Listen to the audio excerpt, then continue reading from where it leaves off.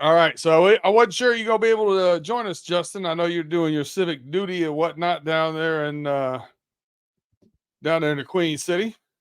Yeah. I'm a part of the Hamilton County and here in Cincinnati. I'm going to be doing my civic jury duty responsibility for 2 weeks. So up at the end of next week is when I'm just should be about done with that.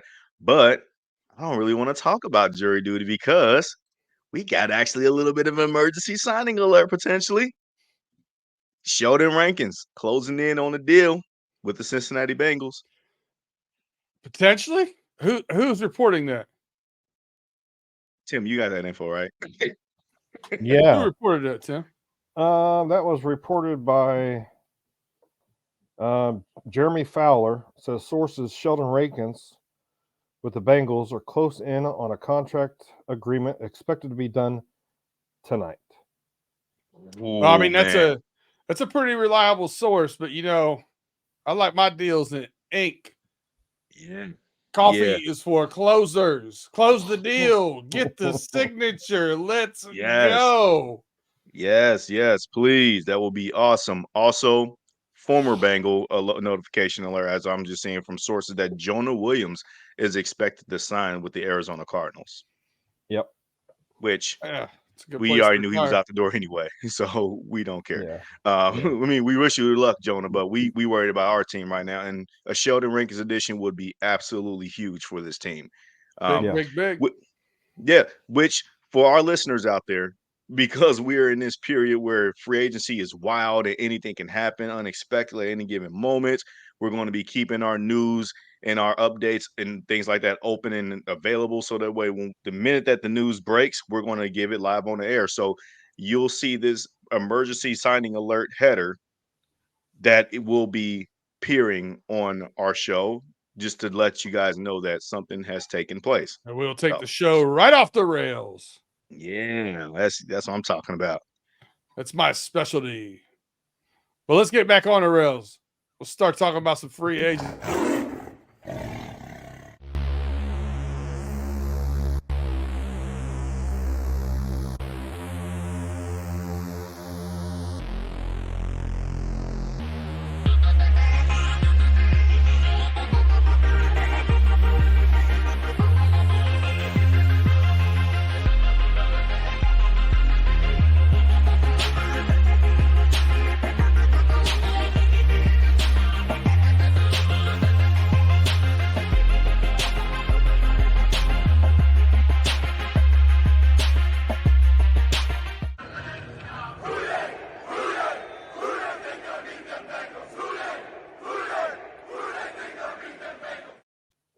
All right, welcome in Cincinnati Bengals fans. You are in tune to Running Through the Jungle. We are here with all of the fellas today.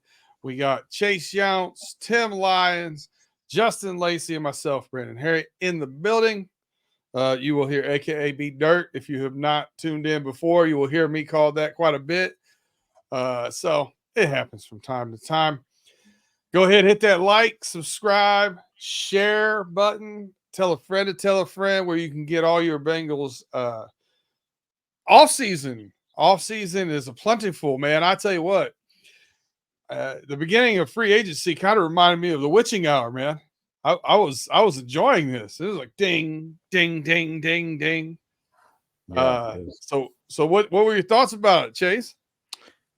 Just so many different things, man. There was, it seems like every offseason we get to a point where it's like, man, this is just crazy. And it just keeps getting crazier and crazier and crazier. And there wasn't any signing that really just, shook up the entire league, I would say, at this point, or trade at the moment. But the last 3 or 4 off seasons, there has been a trade that's just been like, whoa, that was completely crazy. But again, we're only 2 or 3 days into into all the signings and everything, and really only about 4 or 5 hours into the official 2024 NFL season. So just a lot of weird movements and everything else that's going to take some getting used to over the next 6 months to have some guys in these new uniforms on these new teams and new schemes. And I'm excited to see what goes on. Yeah, I agree. I do want to give everybody on this show right now some kudos because I've seen out there, and I watch and listen to a lot of different podcasts of different teams and different broadcasts, especially NFL, college football. I love. It's nice to know what's going on out there because I'm not going to put any names out there or any shows out there in particular. But when I listen to so-called experts who refer themselves as experts or football nerds or whatever, and they start talking about people for us for right tackle that never played right tackle, only played left tackle, I start getting confused. I'm like, why don't you know? Why don't you know that man's name? Like, it's pretty like widely known. Bakhtiari getting let go by the Green Bay Packers. I mean, everybody knows he probably going to the Jets. You know what I mean? That's A.A. Ron's a guy. I don't know. So I just want to thank you guys for knowing stuff about other teams and other players. I think it's real important, even if you're not a Bengals fan. I go on Steelers podcasts. I listen to other podcasts. Like, you got to know, especially in division, what's going on. But just the whole league right now, you see the way all these pieces are moving, and who we got, who they got, and it's just anybody could be with anybody next week. You got to pay attention to those things. Justin, what do you think so far about your overview of free agency? Oh yeah, no, for sure. And me, while I'm going through my civic duty, doing jury duty, it's kind of frustrating for me personally because I'm just sitting here in the courtroom, as I can't necessarily check my phone, I can't really do anything. So I'm in there for hours on hours throughout the day, and then I'm getting a notification appear on my Apple Watch. Obviously, it's on silent, so no one can really hear anything that's going on. And I'm slightly trying to look over and check to see who signed what deal. And when the news broke about the Bengals signing Geno Stone, I try to contain myself in the courtroom because I was not expecting the move to be made that early on the first day of legal tampering period. And then, you saw the situation that happened and developed later on that night with Zack Moss, the Bengals signing him and then releasing Joe Mixon the very next minute. And then we had a lot of flurry of emotions that was going on with Bengaldom because they felt like, well, Joe Mixon, they felt like that, man, he got cut and all that. But then you also saw the very next day that Joe Mixon was traded to the Houston Texans, and that really sparked up a lot of big feel good vibes because it's like the Bengals never wanted to do wrong by Joe Mixon to begin with. They always wanted him to be treated with fair and respect because of all that he's given to this organization. And both sides got a really good deal out of it. Joe Mixon lands in a place where he can keep the remainder of his contract and play for a good team, a contending team, because Houston's stacking their roster pretty solid right now. I mean, we'll talk about their signings and stuff like that when we go into like best and worst of free agency or favorite signings and stuff. But Houston's doing a lot of the signing right now that's kind of blowing people out of the water. And then now they made a trade for Joe Mixon, who I think is a stud running back and is going to give them some energy there. And in the Bengals, they get a seventh round pick for it when they were literally about to cut him and get nothing for him. So with that being said, this. I mean, we'll obviously talk about the other elephants in the room, like the T. Higgins and stuff. So it's already been a wild first few days of legal tampering period, plus the actual first day of free agency, as what Chase just illustrated there. But it's been an exciting whirlwind for me, and I can't wait to kind of see what more news we get as we kind of go through the show tonight. Yeah, I agree. It's funny when I say I want ink on paper, I want coffee is for closers. That Joe Mixon's a perfect example of that, man. Not only Mhm. did they say he was cut immediately and he wasn't, and also signed. I saw an ESPN article um, thrashing us for us and Green Bay Packers for the way we treat Aaron Jones and Joe Mixon. Come to find out, we made sure he got his money. Yeah. So would I have been upset if they cut him? No, I wouldn't have. But I mean, it's business. It's the NFL. I mean, sorry, you got to make 3 million instead of 8 million. And you know what? I got to pat myself on the back here because I actually originally said that I think the Bengals should trade Joe Mixon, to do right by him, so that way you can have him land in the spot to be able to contend and be able to keep his money. I just didn't know if that was going to be possible, but I always felt like that he had juice and energy so that way he can give a contending team a little bit more promise. I thought the Philadelphia Eagles was going to come into play. They signed Saquon Barkley, so that kind of threw that off the wagon. But for Houston, like I said, to be ballsy enough to go and make the trade and only give up a 7th-round pick, and it's not really saying much. But nonetheless, the Bengals absolutely was able to get something out of Joe Mixon. And it's just, I got to give kudos to myself a little bit there, because I did call that one, because everybody was saying you either cut and move on from that salary, or he plays and then try to talk him into another pay cut or a contract renegotiation. And that just wasn't going to happen when it comes to the latter part. The cutting part obviously was going to make sense too. But nonetheless, I'm just happy for Joe Mixon. And then we'll obviously give our final takes in before we go into our final goodbyes with Joe Mixon, because he meant so much to this community, not just on the field as a player, but off the field as a person, as just a stand-up guy. He didn't have the best offseason the last couple seasons, especially last year's offseason more specifically. But he's made a great name for himself in the pillar in the community for so many people for as long as he did. He was the lone bright spot under a previous regime that just felt like that we were going nowhere. So I'm just very happy that Joe Mixon was finally done right by. Tim, what was your overview so far? First thoughts of free agency and the action we saw. Tell you this right now, I was excited as hell when I saw Geno Stone sign with the Bengals. I was excited because I was like, "There's that safety, that veteran safety piece that we needed," and to get Geno from the Baltimore Ravens. Sorry, Ravens fans, and the Ravens, franchise itself. Yeah, too bad. But to add Geno Stone, last year he was second in interceptions with 7 interceptions. To bring him on, I think that's a great addition for us. And then we're going to be able to see different views or different defenses when it comes to our safeties, with Jordan Battle and Dax Hill. And, it was exciting. And I can tell you this right now, like as soon as it happened, I was like, yes, we're actually making a big, to me, it was a big move because safety was a position that we were hurting at, last year. Jordan Battle, came in and played well. Nick Scott, he was a no-show, and Dax Hill, he was all over the field, and it was something that we really needed was that veteran presence in the safeties locker or in the safeties room. Yeah, I tell you what I like about it, because we lost the communication part, right? We lost getting everybody in the right spots. Yep. Dax Hill as a free safety, that's not his specialty. He is more of an instinct player, right? React to his instincts, press up on the ball a little bit more, where Nick Scott could not, basically, he didn't tackle well. Let's call a spade, right? He didn't tackle. I thought Jordan Battle came in and did a good job tackling. I think now getting a legit free safety rover back there that will help put people in the right places and the communication points of it. And young, he's still, he's been in the league for 4 years, but he's getting ready to turn 25. Yeah, 25. So he's in that sweet spot for us. And that allows Dax Hill, I think, to roam a little bit more, get up towards that line of scrimmage, get up on tight ends, which we didn't see until the very end of last year. And when he did it, he did well against it.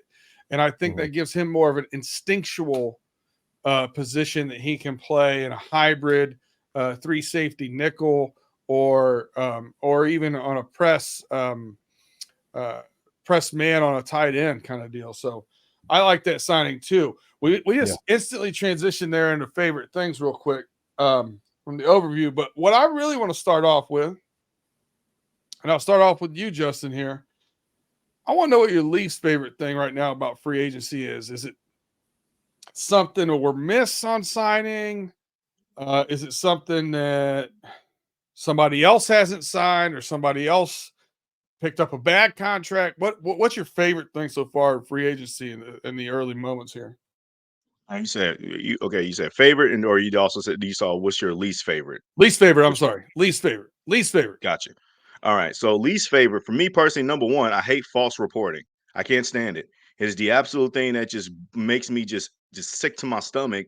And it only happens because of social media and everybody's clamoring for their favorite player to go to a certain team or whatnot, or the opposite, our favorite team to go after a certain player. And you're always seeing all these fake NFL accounts that like are rumored accounts that are just always just kind of gassing up Like, for example, we saw reports when it came to DJ Reader is getting interest from the Browns, and the Browns are in on the DJ Reader signing. And that's, I mean, maybe that's probably true, but I didn't see any reports, like literally real reports that insinuates that.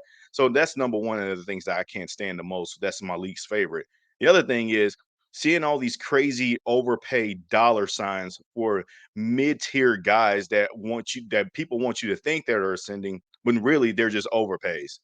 The Jacksonville Jaguars just lost Calvin Ridley, but I think that was a plus by addition. I mean, I'm sorry, a plus for them by subtraction. And then now he signs a huge contract with his division rival, the Tennessee Titans. And don't get me wrong, Brian Callahan made a smart, pickup in the sense to kind of get more weapons around Will Levis as they develop his quarterback, going in his second year. But the thing is, though, it feels like that's a lot. That's a huge swing of an overpay because what they never should have done to begin with was get rid of a talented player in AJ Brown to begin with when they traded him to the Philadelphia Eagles. Then they got a first round pick, or I'm not sure what a pick was they got from him, but they ended up drafting Treylon Burks as a replacement, and that replacement hasn't really worked out for them. So now they have to go and swing so far to overcorrect what their original mistake was, and that's not on Callahan. That's on a previous regime and a previous general manager in that front office that made that move, because that contract that you see Calvin Ridley just signed should have actually went to AJ Brown a few years ago. That never should have been the case. Now, people are going to talk about like, oh, well, quarterback fit and scheme fit, all that. Who cares? But crazy overpays are just the epitome of free agency. And it gets you to think that certain players are just valued with so much more antiquity when they're not. They're just normal guys that when you take them and put them on other teams with that exact same contract, they won't even see that contract past a year. So those are the two things I can't stand the most about free agency. Yeah, I dig it.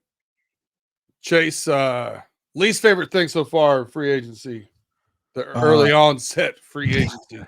I thought Justin had some good points there, with the false reporting and No doubt. and overpaying and overswinging to the fences and striking out on strike one. But in general, I think, well, I love how when players get signed to a deal, this is just human nature where it's, you see something, you react to it, but everyone puts on their hat where it's like, oh, this is automatically the best signing in the world. Oh, this is automatically the worst thing that could ever happen.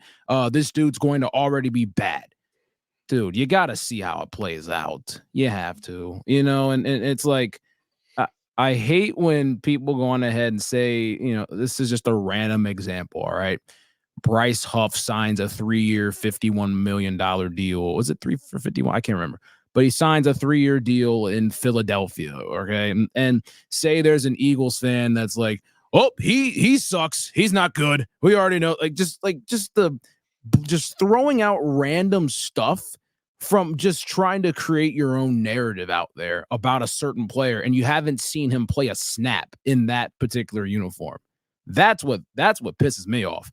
I know there's a bunch of trolls on Twitter and everywhere on social media, but it's just like, man, like if you got that opinion, you can obviously, you have the freedom to put it out there if you want, but then it also goes to people, actually really goes to people just responding to those things, because they're just trying to also look for those clicks and that attention and everything.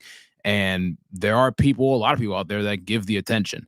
So it's just the balance of, go with your own thoughts and everybody else's at that point, and just reserve yourself when it comes to a player signing to a team and being like, is this a good signing? Is this not? Go read into detail, go look at film, go look at stats, go talk to other people that are, that follow the team and all that stuff. And then you can develop your own opinion. Take that method and stop just reacting on first glance and going from there. Just take a breath. Yeah, I agree with you 1,000%. It's like, like I said earlier, like people not knowing that certain tackles have never played right tackle, or knowing that certain tackles actually played right tackle and then transitioned to left tackle, or exactly vice versa. Like, come on, man. Like, do your research before you start spouting off of the mouth. Tim, least favorite thing so far as it affects the Bengals in free agency in this early first few days of free agency? Right now, for me, I'm one of those people that ignores all that BS online. I see it, yeah, but I don't have time for it. It's just like, it when it comes to stuff on Twitter or Facebook or whatever it is, and people's opinions, they don't mean squat to me. I don't care. It's kind of like politics for me. You know what? You might have your opinion on one thing, but I might have my opinion on another thing. But I don't have the time or energy to waste my opinion because you're right, I'm wrong, or I'm right and you're wrong, and it doesn't matter. One thing that I have been, one thing I did, it really, kind of was like, man, come on, man. As soon as the Bengals, free agency started and this whole T. Higgins, requested a trade, and oh, people were like, oh, the Bungles are going to bungle. Oh, here they go. They're not going to have the same offense that they had during their Super Bowl and AFC Championship years and all this other stuff. Man, put that crap to rest. Even as a Bengals fan, if you fall into that trap, that's just trap. That's just what's that called? Tap bait or whatever that's called. I don't remember what. I don't know, whatever Clickbait. you clickbait. You kids use Yeah. those terminologies. I don't know. That's just clickbait. They want a reaction from you. They want to see what you're gonna say and start this big old war. And then of course, all these haters or all these they put their Christmas list together and they're like, oh, T. Higgins is coming to Kansas City. T. Higgins is coming to Pittsburgh. T. Higgins is going here. T. Higgins is going there.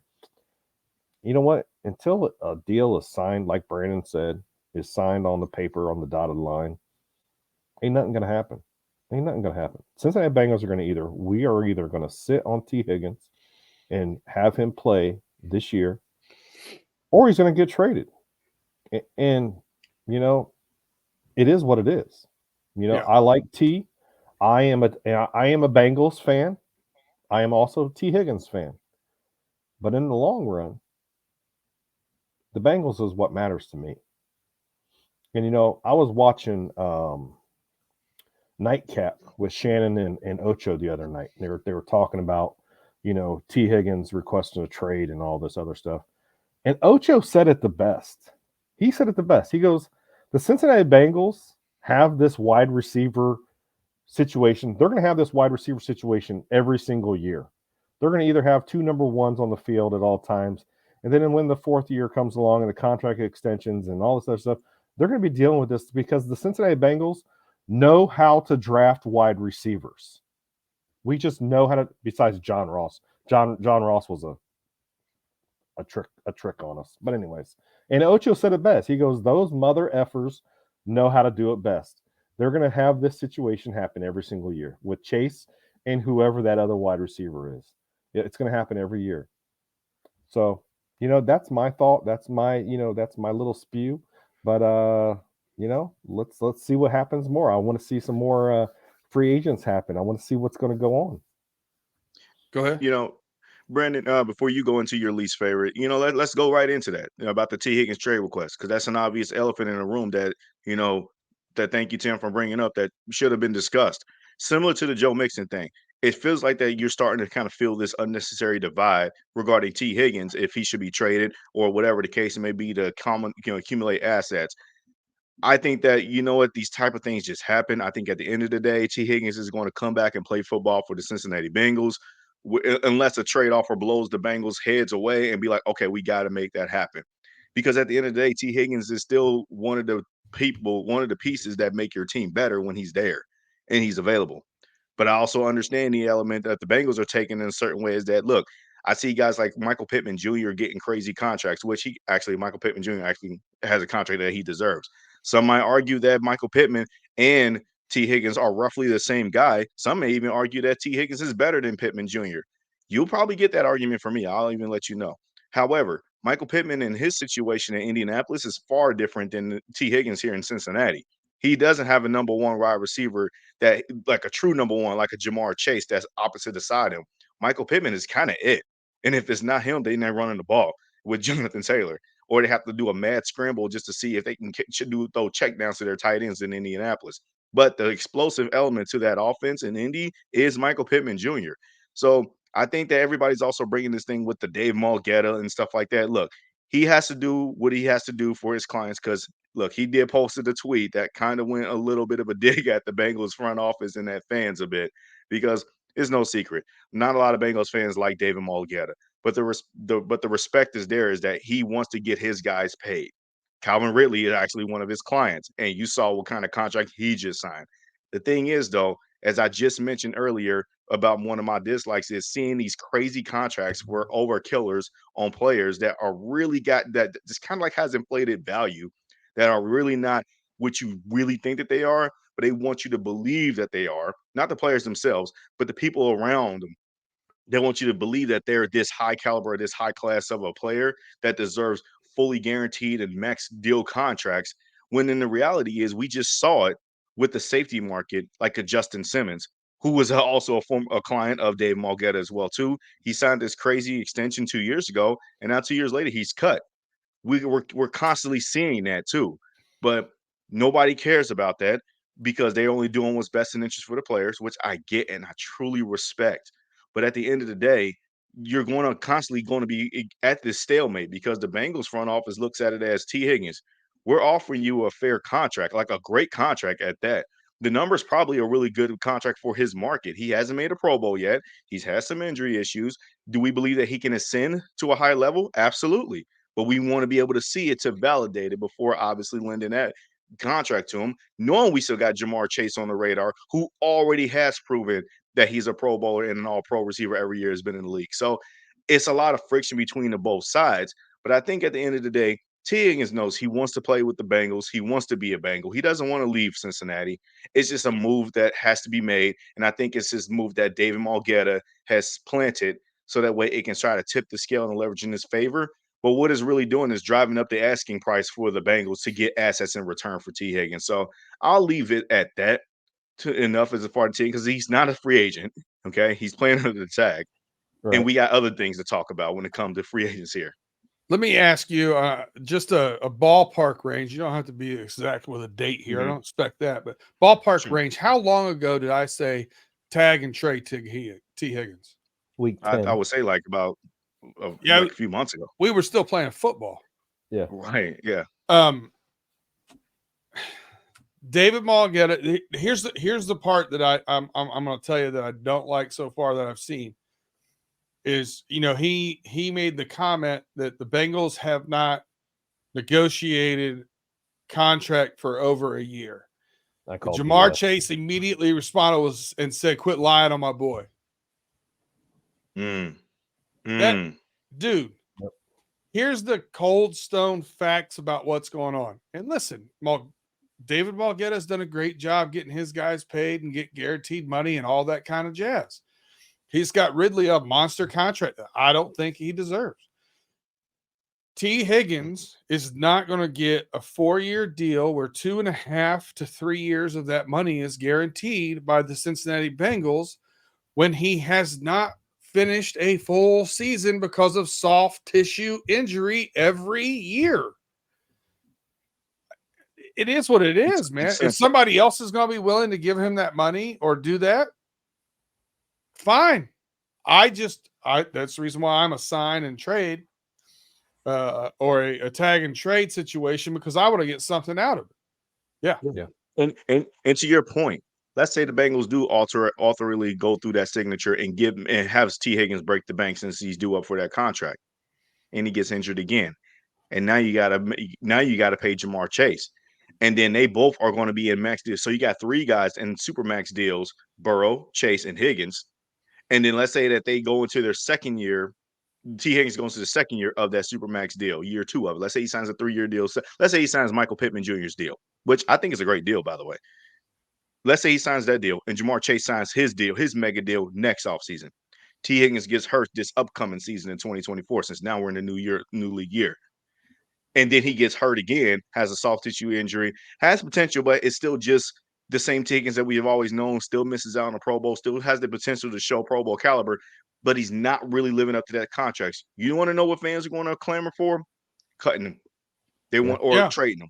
And you're not going to get trade value from them because who's going to absorb that contract? Who's going to take on an injury-riddled receiver? You're going to fall into this trap to where you're going to get, if you do offer to get a trade for him, it will be similar to like what the Browns acquired Amari Cooper with. You cut Jarvis Landry and traded a 5th-round pick for Amari Cooper and absorbed that contract, and it was like trading 4 quarters for $1. It really wasn't much of a difference. Although Amari Cooper is getting some production in Cleveland, and I do respect that. But Amari Cooper is not like what he was in Oakland and then in Dallas. He's still nice, but he ain't great. You know what I mean? He ain't like this all-time great player. T. Higgins, I feel like that if you give him that contract, that large mega contract that David Mulgett and his camp is asking for, it is probably going to end up into a toxic situation to where you're not going to be able to afford depth and you're going to need it because holes are going to still appear on his roster regardless. But I still love T. I think he deserves an extension. I just think that the Bengals just are aware that they have other pieces on their team that needs to be paid and that has deserved to be paid. And they can still make the T. Higgins deal work. They got to figure out that number. That's the thing that I will argue against. Well, it's the Bengals in guaranteed. that To me, it's the guaranteed number. I don't think the number per year is were that far off, but it's a guaranteed number on somebody that's had soft tissue injuries. And listen, I'm not defending the front office. There has been times when I think they should have guaranteed that second year money and refused to. They don't get a pass for all of them. I'm talking about this particular one. I understand. We're going to take a quick break. I'm going to knock out my least favorite thing real quickly when we come back, and then we'll get into our favorite things about the free agency start here to the 2024 free agency. We'll be right back.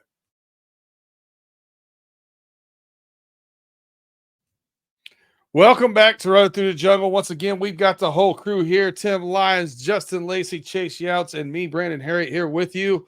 Talking Bengals, talking free agency, and a lot of football going on, man. No offseason anymore. So hit that like, hit that subscribe, check us out.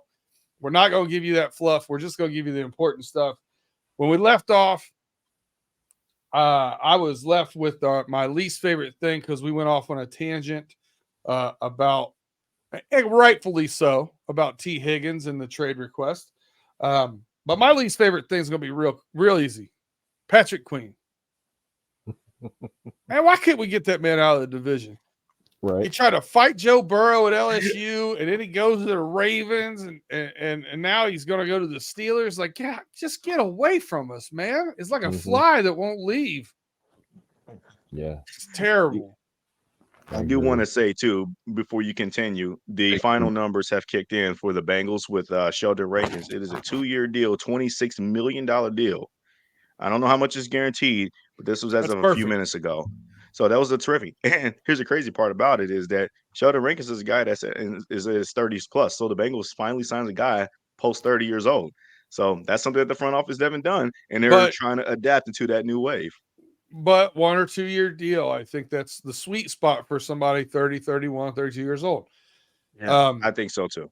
It's a great deal for him. And he's the only downside on Rankins is that he's only 305, somewhere around that. You know, for our technique, we normally like that 320 or 330 guy. But he plays strong though. He plays strong. He does. And he's kind of like a 3-tech. He's like a 3-tech that's like if you were to draft a Byron Murphy in the first round this year, Sheldon Rankins is a placeholder for when Byron Murphy's ready to go and kill it and take over that job. And I think Sheldon Rankins is going to make that very hard for Byron Murphy or in company to take said job because he's not a DJ Reader replacement. I still think the Bengals are still going to try to re-sign DJ Reader, but I'm sorry I didn't interrupt you because I know you brought up the Patrick Queen element. Because Patrick Queen, yes. Here's my thing about I'm over talking about him. I'm done already. That was it. That was the end of rant. Bro, here's my thing about the Ravens versus somewhere Steelers. Else. I'm tired of him. I don't like the Ravens-Steelers rivalry because it's almost like they have way too much respect and they just got this friendly rivalry and stuff like that. It ain't like the Ray Lewis versus Big Ben and Troy Polamalu era. It's not the hard-hitting rivalry that these two teams hate each other. The fan base hate each other. It's like that they coming in here with casual love and respect for one another, and then they both hate the Bengals. That's what it feels like to me nowadays. Yeah. Patrick Queen, if Patrick Queen was playing with the Ray Lewis and the Terrell Suggs era of the Ravens, he would have never signed a deal with the Steelers. It's just not in this. It wouldn't have been in his blood. Nah. Yeah. All right, I'm gonna flip it over to Chase. We haven't heard from you in a minute. Chase, what's your favorite thing so far about free agency? What was your favorite signing from us, from someone else? Somebody else got a headache? I don't, whatever it might be. Jeez. What's your favorite thing? Favorite thing. I kind of got to go through these. I mean, probably the Geno Stone one being the first one off the board. It was unexpected to me. I love the pickup and the versatility on the back end, having a safety that can go on ahead and make plays on the football, which we lacked this past season. Obviously, before that, we had Jesse Bates, who was a ball hawking center field. How about that contract too? And that's the biggest thing, I think, is that there is, for the guys we've signed, no one's gotten longer than a 2-year deal. And we've gotten all pretty good and cheap contracts with, Stone 2 years for $15 million, Zack Moss 2 years for $8 million, Gesicki 1 year for $3.25 million. And obviously I know Sheldon Rankin's probably the biggest one at the moment, 2 years, $26 million. I don't know if I'm forgetting any, but nonetheless, I mean, the rest are just re-signs. I'll tell you the worst contract we've got right now is Drew Sample re-signed 3 years, 10.5. Huh? Yeah, that was 10.5. That was something. I don't know what to say about that, but again, we'll just keep being positive in that regard. But overall, I think what got me the most was, again, I appreciate and loved watching Joe Mixon do his thing for 7 years at Cincinnati. And he was a 4-time 1,000-yard back in those 7 years.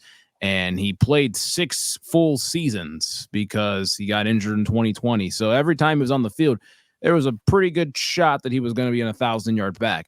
But if we take a look at when Dan Pitcher took over as the offensive coordinator, he talked about, we need to have explosive plays and get back to that explosive nature. And Zack Moss, there were some, Zack Moss had some hit or miss games this past season, but when he was able to have those hit games, man, did he hit, because 11 runs of 20 plus yards this year compared to Mixon's 5 overall. And having Chase Brown on a rookie deal, we went from our running back room costing now about $5 million compared to Mixon costing $8 million on his own. So we did get cheaper in that regard, but now it's kind of a running back by committee. There's a bit of explosion here and there, a pop here, a pop there, a pop everywhere. So I think it is nice to see that the Bengals talked about, hey, we need to get more explosive, and they make a move that makes sense to become more explosive and to help out our quarterback and pass blocking as well, with Zack Moss's pass blocking grade being pretty high, and he's been pretty consistent in that regard. So really good third down back. Indeed. So I'm just glad I'm just glad to see that the Bengals, they have a vision on offense, and they're really putting that vision into play and signing guys that make sense, even though it is a smaller contract. But I like the Zack Moss signing, and hopefully everything plays out there so those running backs have fresh legs. I dig it. I dig it a lot. And I'm still not gonna be mad if we get a banger in the draft either. Now that we've got Chase Brown, we got Zack Moss. Now I'm okay with your boy running a 4.7, Tim. I don't need him to be fast anymore. I need 3 yards in a cloud of dust now. I'm gonna tell you this right now, and I'm sorry, Justin, I know you were about to speak. Oh no, you're good. You're good. Trust me, you are good. This is an open combo. Like, I know I've been preaching for Estime. Estime is that thunder. We already have the lightning. We need the thunder. I know he only ran, 4 point, whatever the hell it was, 7.5, whatever the hell it was.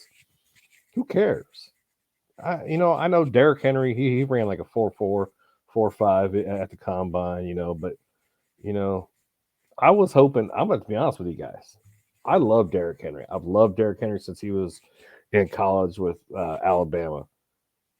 I love Derrick Henry. Derrick Henry, he's a force. He's a big guy. And I was hoping that, there was a little hope. And I know Brandon says, you don't count on hope and whatever the hell it is. Hope is optimism is good. Hope is a strategy is bad. Yeah. So I was hoping that we were going to sign Derrick Henry. I was hoping we were going to sign Derrick Henry.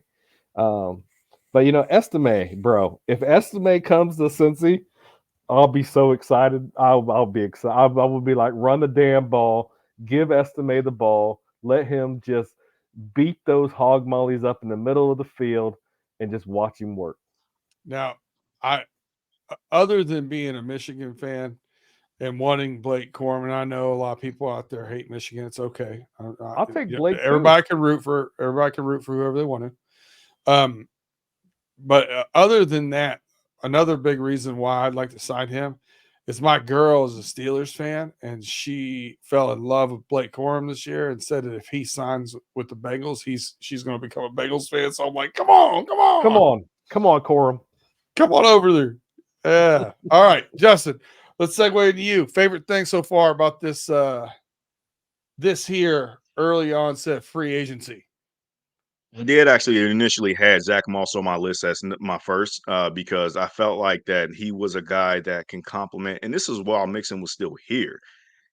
But I still feel like you got to reinvest in the draft at some point. It would have been a perfect trio to kind of let these three guys intertwine with each other. So that way you're not really forcing nobody to sort of like take the lead role. But I understand that with the Mixon move, because of the contract that he was still going to be due, you would have had to force yourself to start Mixon where you feel like that you've exhausted up to this point, and now you just need something different. We all agree we needed to see something different when it comes to the running game. Zack Moss can be the perfect complementary piece to where he's not going to come in, demand to be a starter. Chase Brown is the perfect guy that's going to just showcase that he's deserved to carry more snaps, yes, but again, he hasn't really earned that right yet to be the number one feature back. You can run a running back by committee approach, and then go and draft another one. I also mentioned Blake Corum as a potential draft pick in maybe the third or fourth round if he's there, and not but because of his name and notoriety playing for the Michigan Wolverines. It's because he can also be one of those backs that can kind of rise from the cream of the crop. He may be able to be that guy that can take over for both Chase Brown and Zack Moss as the year progresses. He has that potential to do that. And you want to see element of dynamic and explosion from that position group. So I initially had that on my radar. Tim, I understand that you brought in Derrick Henry. But I'll just say this: as much as I respect Derrick Henry and his running game, always basically carrying the load on his shoulders, we were frustrated with Mixon because of lack of explosion. If Derrick Henry was to be in our backfield, those long runs wouldn't be happening behind our line because we're not developed as like a run heavy oriented team. It's just Derrick Henry just got to make magic because he is that bell cow back. However, I do agree with you on the Derrick Henry. It just feels like he would have been perfect for every short yardage situation that we would have gotten into. Yep. That you just can't help, but he would have obviously demanded more money. I'm really actually am intrigued to see how they work them out in Baltimore because I think Baltimore runs too fast of an offense, running offense that's different than Derrick Henry's speed, even though he can accelerate to a different speed into a second or third gear. But I'm really curious to see how that works. So I'm actually excited to go against Derrick Henry. I know people were like, "Oh, you don't want to see him in AFC North." I do, you know what I mean? I don't care. But nonetheless, I think that you adding that explosive running game element with Zack Moss, Chase Brown, potentially a draft pick, whatever that may be. It might be how you say his name, Estime from Notre Dame. Mm-hmm. Okay. And there's others. There's Braylon Allen. There's so many other guys that you can kind of do. But as long as you're just making it make sense, the Bengals are really using this free agency period to find out their niche of what they did well instead of just adding names to the roster like you see like the Cleveland Browns do. It seems like every offseason. It's the Bengals are adding like what makes sense to build the collectively the best team. But my number one favorite was they finally went after Mike Gesicki. I wish it was Noah Fant, but they went after Mike Gesicki. Mike Gesicki, we talked about this a little bit last year, I believe. That during the last year's offseason, the Bengals should have got him there. He should have got him there, signed a 2 or 3 year deal there. And I think he would have saw that contract through because he does add a dimension at tight end that you found something with Tanner Hudson. And if you bring him back, I mean, Drew Sample, I'm not even going to go and get into that. But you bring back Tanner Hudson, let's say you draft Brock Bowers with the 18th pick. Dude, all of a sudden, it doesn't even have to be with the 18th pick. It can be Jatavion Sanders out of Texas. All of a sudden, that tight end room becomes dangerous. And it's all because of the versatility that players can kind of evolve themselves into. I like Mike Gesicki as a receiving tight end. Is he a dominant field stretcher? Not necessarily. But the dude is a clean route runner. He comes out of his breaks pretty quickly. He can get open. He can be the Tyler Boyd replacement if needed. He can also stretch out wide if you need him to do that as well too. So you don't really always have to line up Jamar Chase outside. There's a number of things that they can go with that signing. And obviously health is a question, but that's health. Health is going to be a thing for everybody. But I think that them getting a tight end and now finally a defensive tackle, with the Sheldon Rankins signing, that's my two favorite. Those are my two favorite, and then obviously the running game. Can I say real quick? Yeah. So Gesicki, I mean, overall, like we've said 4 different tight ends that we've signed, or I know CJ Uzomah was already on the roster. But over the last 4 years, I think Gesicki, out of those 4 tight ends of Uzomah, Hurst, Irv Smith, and now Gesicki, I think Gesicki is the most talented pass catcher out of any of them. He's like Justin said, pure route runner. Everything else can not necessarily stretch the field, but he's now a viable red zone target. You can now contested catch. Did you see his numbers on contested catch were fantastic? And his 6'6". Everything else about it. And it reminds me of a guy named Tyler Eifert who was able to do that in 2015 way back. Maybe we can see a little bit of that. But then I'm not going to start push any narratives, but Gesicki's a 4-5 guy. Yeah, he can move 4-5-4. He can move. He can do that if he wants to with us, but just getting the football here and there. But again, I don't want to push any narratives, but like what Justin was mentioning, like that is interesting when it comes to Derrick Henry. Does that Ravens run scheme play a little too fast for him? The last time that I can like vividly remember where a running back that was, big time, was in the free agent market, signed to a deal and everything. DeMarco Murray.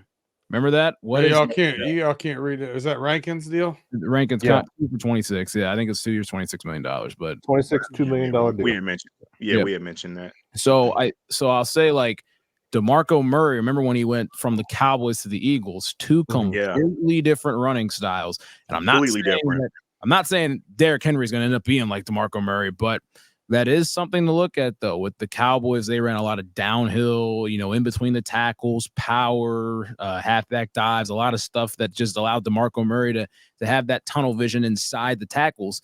And then the Eagles, that made them stretch out. There was a lot of stretch run. There was a lot of east-west concepts. And it will be interesting to see what the Ravens do, but I think the Ravens will adjust, and I think they're going to add some concepts that will allow Derrick Henry to get north and south. But look at us last year. They want to run that zone blocking scheme and some more of those stretch runs, and I pulled my hair out. Like, that's not Mixon. Mixon's jump, his burst was gone after like 2020. You know what I'm saying? Mixon is 7 yards back and let him run downhill. Exactly. He makes one jump cut and goes forward. Yeah. Yep. Yeah. Very. And very Zack Moss, and watching Zack Moss on some of his highlight tapes, he can do a good amount of the stuff that Mixon was really good at with the quick jump cut inside.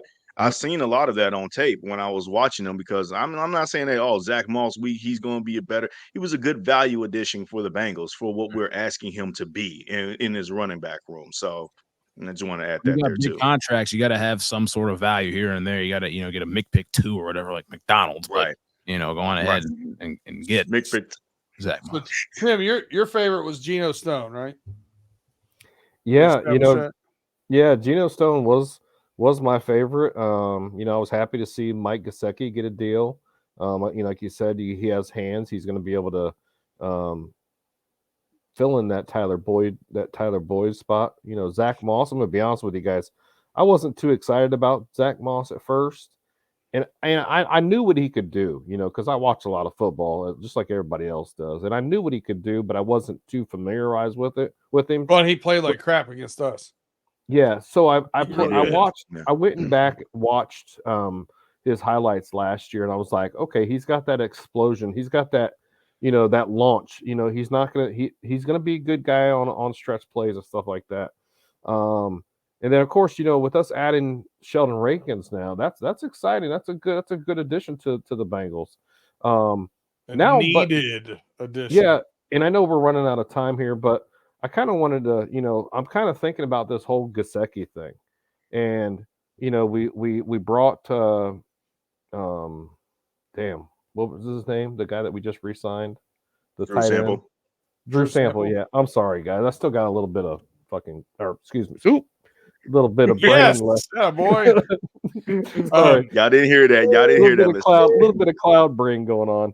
But it kind of makes me wonder of what kind of offense we're going to be running here, because if we do add, we'll say Brock Bauer or somebody off of the draft, are we going to be running 2 tight end sets? Kind of mixing it in, because we are missing that Tyler Boyd. We have Gesicki as, we'll say, that Tyler Boyd slot, kind of thing, up the seam, that kind of stuff. I'm just excited to see what more happens. I'm just excited. I'm not gonna get my hopes up, but I'm gonna tell you this right now. Our Bengals team right now, for you haters out there, it's looking promising. And now, if we sign a veteran right tackle on this free agency, Trent Brown, the guy from the Jets, Hi, Becton. Becton's an option. If we get that veteran, that veteran presence in that right tackle spot, we'll see what happens. I'm going to tell you right now, if we don't get one, yes, we're going to run a lot of 12, because Drew Sample's going to be on the right side of our right tackle blocking with him. And then we're going to put Gesicki in the slot. Yep. Right. I was going to say, I'm going to make a bold prediction. That 3rd round compensatory pick that we just got awarded, I bet you that's going to be the tight end. So, Justin, you just hit my favorite thing about free agency. Go back to the drawing board and tell me if that's still a 6th round pick. And they said, nope, you're actually right. It's a 3rd round. So now we have 2 3rds, 2 6ths, and now 2 7ths with Mixon Trade. Yep. So I think you're 2 7s or 3. No, it's 2. I'm sorry. The Texans had 3, and they gave us one. You're right. All right. So I think we're, where we're going to see some of those, the 6th and 7th round picks are going to be extra depth at linebacker, safety or corner, where you take a flyer on some guys that can also perform well for you in special teams. So I think that's going to be a good thing. And I think that's really why we got Travion Williams re-signed, is to play special teams. It's not even about the running back room, really. Yeah, in my mind. Right. I didn't even bring up his name.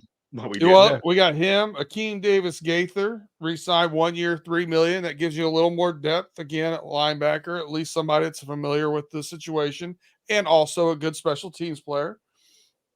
Cody Ford, your utility knife at $1.125 million. So the signings, I think we've done well so far. Give me a right tackle, though. Give me somebody over there. Don't leave me with Jackson Carman. That's terrible. But before I get going, I just gotta throw this up here. Tim sent it to me during this. Yes. Woodward Sports. We haven't even talked about this. Said, could Justin Jefferson be on his way out of Minnesota? The Tyler Eifert, sources telling him Jefferson to Cincinnati is in motion. No. Man, this is taking the Twitter league by so much storm, and I love it because it's fun, it's cute, it's all this and that. Do we think it's going to really happen? No, because both of we're talking about. I mentioned earlier about Higgins and signing multiple guys to supermax contracts. That is going to be a supermax contract that you're going to have to pay, even though Jefferson is a guy that obviously deserved it. But I don't think it's going to happen. I think you got to give it a few more years.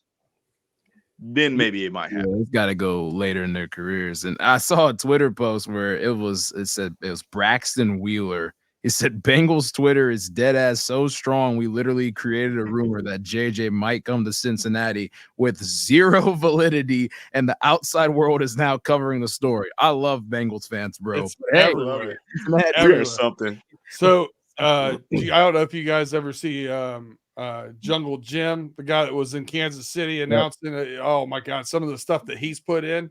Like they've taken fake pictures, like Photoshop stuff with Justin They're Jefferson. like, we just saw Justin Jefferson at Cincinnati Airport and stuff like that. And then they're like, according to the Kroger's cashier, that was crazy. Hey, listen, that Woodward Sports Burrow's girlfriend's LinkedIn on there. What? Oh my gosh, that was crossing the line right there. I gotta say that, but that was crazy. Gosh. Hey, and that Woodward Sports is like they have a TV show, they have a podcast. Like Braylon Edwards is one of the guys on that show constantly. Like they have some clout for them to take that and run with it. It's pretty funny. I enjoy that. All right, so real quick on our way out, what would you like to see next? We finally got our defensive tackle. I know everybody wants a right tackle. Anything else we're out there looking for? Tim, I'll run it back with you. The right tackle position was, is my biggest thing right now. I'm hoping we get somebody signed within the next, couple days or maybe next day. I'm trying to think really where else we could go. We could sign a, free agent corner veteran out there, but then we could also get one in the draft. And I honestly still think, and like I told you guys last week or the week before, whatever it was, we were talking about the underwear Olympics. I still believe that the Bengals are going to double dip in running backs. I just have this feeling they're going to double dip in running backs, or they're going to double dip in the wide receiver position, all depending on what's going on with T. And they still could do it either with T. This whole free agency for me is just it's nice to see that these guys are moving around. It's not the same players sitting on the same teams. Derrick Henry to the Ravens, Saquon to the Eagles, and that was another thing is for me is like you guys know that I'm a run the damn ball type of person. And the NFL was like, oh, there's no NFL market. But like 8 running backs went off the board in the first day of the free agency tampering. So, you know what, NFL, you leave those running backs alone and you let them do their job and they'll be there for you. All right, I dig it. Chase, anything else you're looking for out of this free agency? Two things. If we do trade T. Higgins, trade him to New England, get a second and a fifth, and I'll be chilling off that. Obviously, I wish it was easier said than done. And what's the old saying? An apple a day keeps the doctor away. Maybe if they go out and sign a free agent corner, I know Kendall Fuller has been kind of looming in there, and we've spent some money around the block, but I mean, if this sounds crazy, but Eli Apple reunion, I mean, I wouldn't mind it if he was there. Come on, man! Someone get him off the show. Get rid of him. Mute. Oh, jeez. April Fools is coming up. It was a joke. It was a joke, right? It's way too soon. I know. I'm getting in that mood. All right. I still have to eat dinner. I can't do that on a stomach like eat that. Tomorrow. You can go 3 days without food. You're fine. Or is it 7 days? I don't even know. I don't know. Thanks for putting me into a fast. I'm in an Eli Apple fast now. Easter's coming up soon. You're fine. All right, Justin. What about you? You got? It was a joke. It was a joke. Seriously, it was a joke. It was a joke. But all right. Seriously, we're not serious. Seriously, I'm muting myself. I will be clipping that out and sending that out as fast as I can to go viral. Journalism career. Yep, I'm done. I'm done. I'm done. Chase Yates, he wants to be the GM for the Bengals. He's bringing back Eli Apple. Justin, what would you like, and why is it not Eli Apple? Oh, yeah, I think the Eli Apple, that ship has sailed for us. We're approaching on 30 seconds before we hit the hour mark. There's I'll a just worm be quick. in that apple. I believe that while I like all the signings that we made so far, and it's still early in the free agent process, it's still day one, I still think that we need that one key guy that can unlock everything, that dog. Personally, for me, I would love to take a chance on a guy like a Devin White and maybe change the philosophy of the defense quite a bit. Him paired with Logan Wilson and Jermaine Pratt would just be absolutely ecstatic for me, or Chase Young. One of those two guys, and I think that seals the deal for the defense for me. Wow. Wow. Wow. Wow. Mm. You caught me off guard. I wasn't expecting that. You know what? I wouldn't be mad either way. Mic drop. You think Lou will be able to get something out of that group, huh? Oh, he should be able to. He should definitely be able to. Mine's not that exotic. Trent Brown, come on down. Put on some stripes. Be over there at right tackle for a year or two. Have a good time. But that's it, man. We got to get that right tackle sewed up. I really, that leads us with taking best available, knowing that at some point in time you still have to get depth at defensive line and offensive line, but it doesn't hinge your first two picks on take. You have to take somebody. So I think that's where we all want to go in. Everybody on this show has been talking about it since we started. Let's go into it and be able to get the best players we can to make big. We've got a lot of good players. We need a few more great ones. We need a couple more great ones. So that's where we're at right now. Hey, guys, I appreciate you jumping on here. Everyone, we appreciate you, as always, rocking with us here on Running Through the Jungle. Please like, subscribe. If you have not hit that thumbs up, please do so now. If you have an opportunity, please hit that little share button. Tell a friend to tell a friend. You all know somebody that would like to talk some football or listen to some football on here. So please share. We appreciate you rocking with us every week. Catch us next week while we are running through the jungle.